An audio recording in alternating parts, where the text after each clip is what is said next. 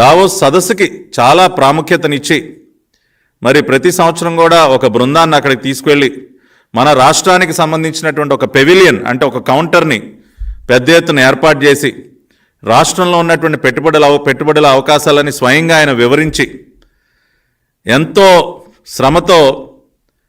శ్రమ చేసి మరి ఆ సదస్సుకు వెళ్ళి అనేక పెట్టుబడుల్ని ఆయన తీసుకొచ్చేటటువంటి పరిస్థితి ఉండేది.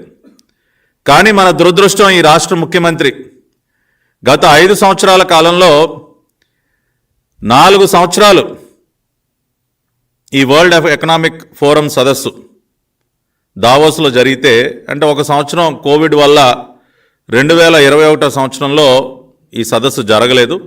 4 సంవత్సరాలు ఈ సంవత్సరంతో కలుపుకుని 4 సంవత్సరాలు ఈ సదస్సు జరిగితే 3 సార్లు డుమ్మా కొట్టాడు ఈ రాష్ట్ర ముఖ్యమంత్రి.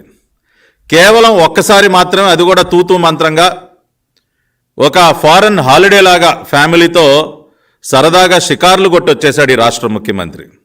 నిజంగా ఎంత దురదృష్టం అండి, ఎంత నష్టపోయింది ఈ రాష్ట్రం. ఆ రకంగా వ్యవహరించడం వల్ల రాష్ట్రం ఎంత నష్టపోయిందో కూడా ఇవాళ నేను ఈ మీడియా సమావేశం ద్వారా వివరించదలుచుకున్నా. గతంలో చంద్రబాబు నాయుడు గారు 2014-19 మధ్య చూద్దామండి.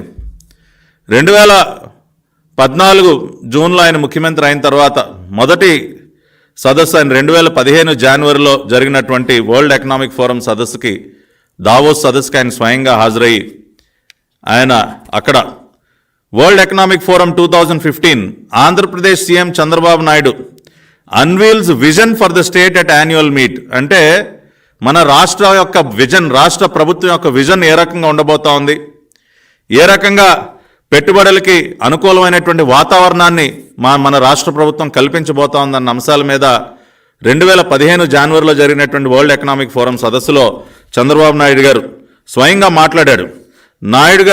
Mister Naidu would be addressing a special session on investment in Andhra Pradesh at World Economic Forum, Davos.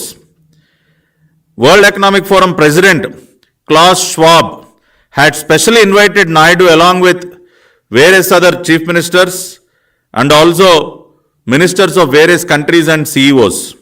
అంటే ప్రత్యేకంగా వరల్డ్ ఎకనామిక్ ఫోరం అధ్యక్షులైనటువంటి క్లాస్ ష్వాబ్ చంద్రబాబు నాయుడు గారు ఆహ్వానించడమే కాకుండా Mr. Naidu would be a special guest at a session on future of urban development along with ministers from various countries and CEOs of major corporations.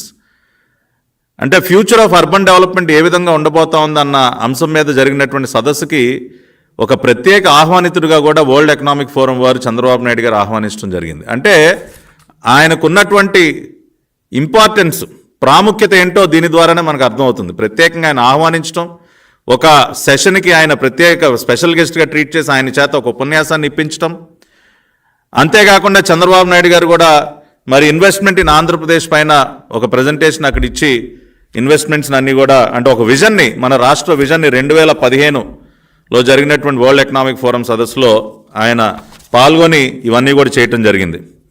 అంతేకాకుండా Chandrababu Naidu hard sells Andhra to woo infrastructure technology refinery investments అంటే అనేక రంగాల్లో ఆయన చేసినటువంటి కృషిని economic times పత్రిక కూడా ఆ రోజున ప్రచురించడం జరిగింది 2015లో.